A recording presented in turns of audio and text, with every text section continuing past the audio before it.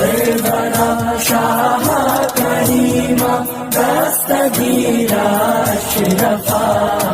कौन देता है देने को मुँह चाहिए, देने वाला है सच्चा हमारा नबी। सबसे सच्चा देने वाला हमारा नबी है। नबी के दस्ते अख्तसी से दिया जाता है, जिसे बांटा जाता है नबी के हाथ ही से बांटा जाता है। ऐसे बाज़मत नबी के आमद पर हम यहाँ मौजूद हैं, जिस नबी के हाथ से रोटियां बांटी जाती हैं। उसका दस्ते करम अगर हमारी तरफ फिर गया तो हम सर सब्जो सादाब हो जाएंगे, सर सब्जो शादाब हो जाएंगे नबी की बरकतों से, नबी की रहमतों से। जिस नबी के इख्तियार का आलम यह है कि नबी कहते हैं, फरमाते हैं कि अव्वलु अना अव्वलु मन यक़रउ बाबल जन्ना, मैं पहला वो शख्स हूँगा जो जन्नत का दरवाजा खटखटाऊंगा।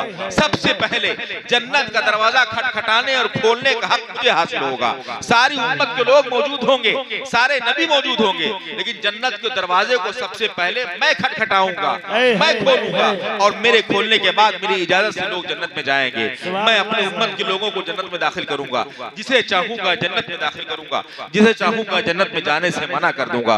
मुसलमानों, जिससे समझ में आता है कि सरकार आला हजरत कहते हैं, मेरे आका आपकी सारी इख्तियार को देखकर, आपकी सारी बरकतों को देखकर, आपकी सारी ताकतों को देखकर मैं तो ये कहता हूँ कि मैं तो मालिक ही कहूंगा कि हो मालिक के हबीब, मैं तो मालिक ही कहूंगा कि हो मालिक के हबीब। यानी महबूब व मुहिब में नहीं मेरा तेरा।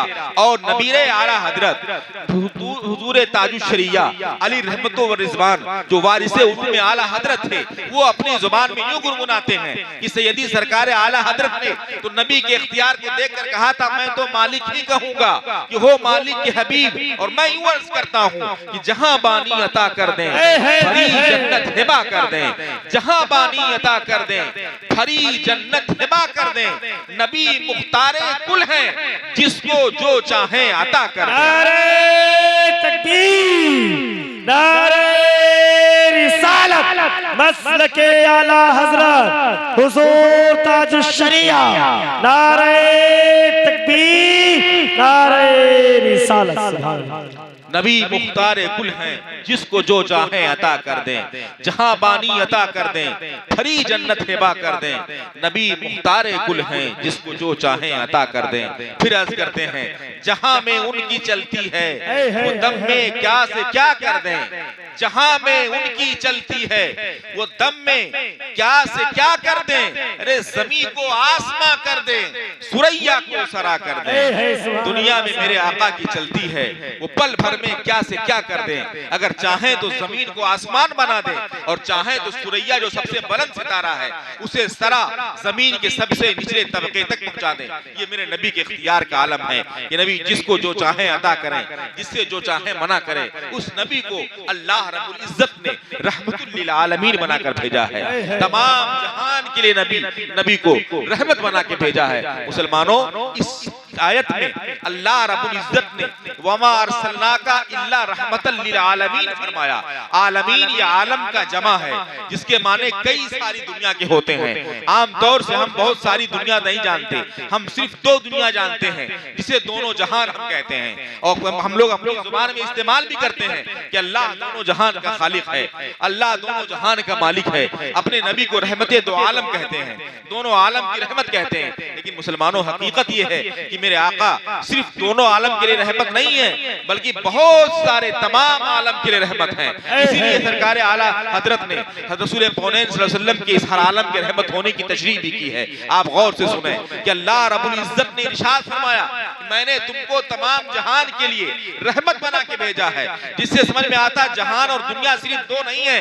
दुनिया और ये दुनिया और आसमानों की दुनिया, यही सिर्फ दो दुनिया नहीं है, बल्कि जहान बहुत सारे हैं। अगर आप गिनने लगोगे तो इंसानों की दुनिया अलग है, फरिश्तों की दुनिया अलग है, जिन्नातों की दुनिया अलग है, शैतानों की दुनिया अलग है, हैवानात की दुनिया अलग है, बहाइम की दुनिया अलग है, चरिंदों परिंद की दुनिया अलग है, दरियाओं की दुनिया अलग है, सहरा की दुनिया अलग है, जंगलात की दुनिया अलग है, कंकरों पत्थर की दुनिया अलग है, आसमानों की दुनिया अलग है, जमीनों की दुनिया अलग है, चांद की दुनिया अलग है, सूरज की दुनिया अलग है, सितारों की दुनिया अलग है।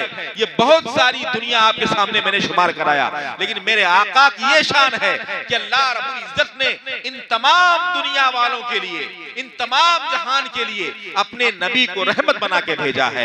वो आप इंसानों के लिए भी रहमत हैं, आप जिन्नातों के लिए भी रहमत हैं, आप दरियाओं के लिए भी रहमत हैं, आप समंदरात के लिए भी रहमत हैं, जंगलात के लिए भी रहमत हैं, फरिश्तों के लिए भी रहमत हैं, चांदो सूरज के लिए भी रहमत हैं, आप सितारों के लिए भी रहमत हैं, जमीनों के लिए भी रहमत हैं, आसमानों के लिए भी रहमत हैं, कायनात के हर एक जर्रे के लिए रहमत हैं। तो मुसलमानों, जो नबी सारे जहान के लिए रहमत थे, जो नबी हर दुनिया के लिए रहमत है, उस नबी को इख्तियार हासिल था। मेरे रब ने उसे इख्तियार दिया था कि मेरे महबूब, मैंने तुमको सारे जहान के लिए रहमत बना दिया है। अब तुम जिस जहान में रहना चाहो, जिस दुनिया में पसंद करो, तुम्हें उस दुनिया में रख दिया जाए। तुम अगर चाहो तो तुम्हें इंसानी लिबास में मलबूस करके दुनिया में ना भेजा जाए, तुम्हें आसमानों पर रहने दिया जाए। तुम चाहो तो तुम्हारा ठिकाना सूरज पे बना दिया जाए, तुम सूरज पे रह जाओ।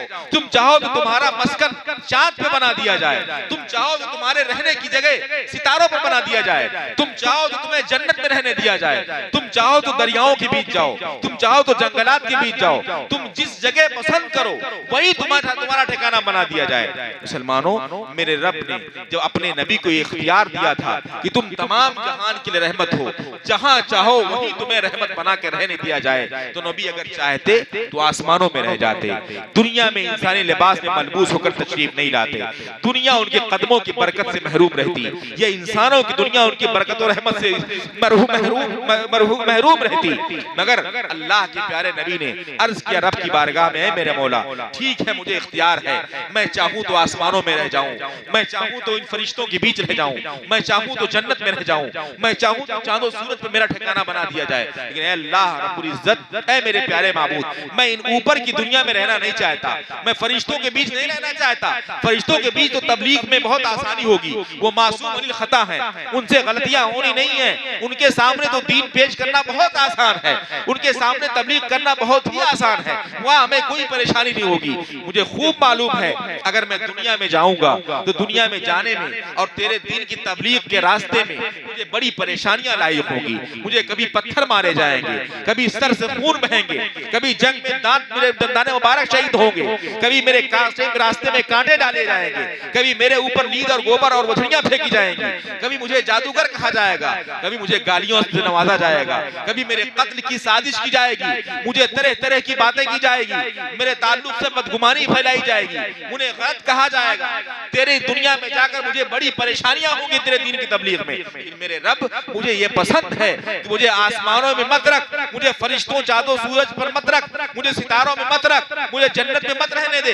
मैं अल्लाह, मेरी ख्वाहिश, मेरी तमन्ना ये है कि मुझे दुनिया में इंसानी लिबास में मलबूस करके भेज दे, हजरत आमिना की गोद में भेज दे। मैं मक्का शरीफ पहुंचकर तेरे उस मुकद्दस घर को, जिस मुकद्दस घर में 360 बुत पड़े हुए हैं, उन बुतों से तेरे मुकद्दस घर को पाक कर दूंगा। वो बुत टूट जाएंगे, वो बुत खाली से खाली कर दिया जाएगा।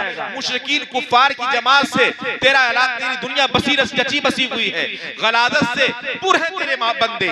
ऐ उन बंदों से मैं शिर्क कुफ्र की गलादत को निकाल दूंगा, उन बंदों से को अंधेरे से रोशनी की तरफ ले आऊंगा, उन बंदों को राह रास्त पे लेकर खड़ा कर दूंगा। गर्चे इस रास्ते मुझे बहुत मशक्कत करनी पड़ेगी, सारी मशक्कत बर्दाश्त कर लूंगा, मगर तेरे दीन की तबलीग में कोई कमी आने नहीं दूंगा। ऐ मेरे रब, मुझे दुनिया में इंसानी लिबास में बशरी शक्ल में मबूस कर दे। मैं दुनिया में रहकर मशक्कतें उठाकर तेरे दीन की तबलीग करना चाहता हूँ, राह मुस्तकीम पर लोगों को खड़ा करना चाहता हूँ, सिराते मुस्तकीम पर कायम करना चाहता हूँ। सरकार आला हजरत यहाँ गुनगुनाने लगते हैं कि ऐ मुसलमानों, ये मेरे रब ने, मेरे महबूब रसूल की किस कदर पर रहमत और बरकत है, कितना अजीम एहसान उनका है कि अगर वो चाहते तो आसमानों में रह जाते, लेकिन किस कदर हम पर एहसान किया नबी ने, इस दुनिया में आना पसंद फरमाया। गुनगुना के कहते हैं, वो हर आलम के रहमत हैं, किसी आलम में रह जाते, वो हर आलम के रहमत हैं, किसी आलम में रह जाते, ये उनकी मेहरबानी है कि ये आलम पसंद आया है। नारे तकबीर, नारे रिसालत, नारे रिसालत, जश्न मिलादुन नबी, नारे तकबीर, नारे रिसालत। सुभान अल्लाह, सुभान अल्लाह। ऐसे रहमत वाले नबी की आमद पर हम खुशियां न मनाएं तो और क्या करें। इसलिए हम नबी की आमद पर खुशियां भी मनाते हैं और उनकी रहमतों अनवार से हमें नहाने का मौका इसमें मैसर हो जाता है, क्योंकि रब का इरशाद है, वो अम्मा बिनिअमति रब्बिका फहद्दिस, तुम अपने रब की नेमत का खूब खूब चर्चा करो। और रब की नेमत से मुराद अल्लाह के प्यारे रसूल की ज़ात बाबरकात ही है। अब अगर इस पर कोई एतराज करे या बेवकूफ़ी करे, कुछ लोग कभी तबसरे करते रहते हैं कि क्या दलील है कि वो अम्मा बिनिअमति रब्बिका फहद्दिस में अपने रब की नेमत का जिक्र करो, इसमें रब की नेमत से मुराद नबी की ज़ात है, इस पर क्या दलील है। तो मैं आपको दलील भी दे दूं। कुरान की आयत करीमा दूसरी जगह है, इन्नल लदीना बद्दलू नेमतल्लाहि कुफ्रा, बेशक जिन लोगों ने अल्लाह की नेमत को कुफ्र से तब्दील कर दिया।